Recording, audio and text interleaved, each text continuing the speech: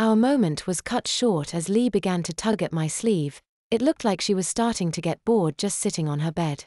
I did not want to wake the rest of the children still sleeping, so I carried the little girl out into the hallway and lifted her over my head to produce a flying effect for her. She began to squeal as I lifted her high off the ground, but still with a safe grip on her torso.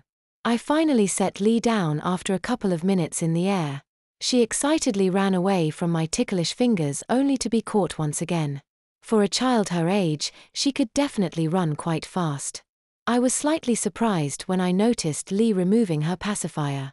I was not sure why, but it seemed she was trying to make out a word or a phrase to tell me. A sound wouldn't come out, but from my poor lip reading skills, I would have assumed she was trying to say something that started with a bar or der. After countless attempts, she began to whimper and show signs of crying. I took the pacifier that was in her hand and placed it back in her mouth, to which her eyes beamed a smile at me. I hugged her tightly in hopes of it being enough for her to comprehend that it was okay and that I was not upset with her at all.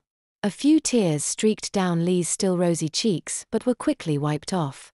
The both of us headed back inside the cramped room where a number of children had awoken from their afternoon naps and were now playing and laughing amongst themselves.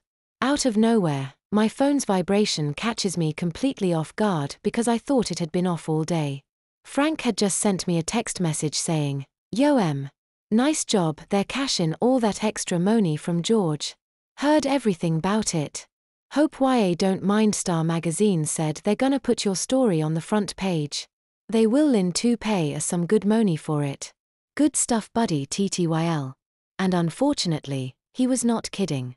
Damn it, Frank, I quietly muttered to myself.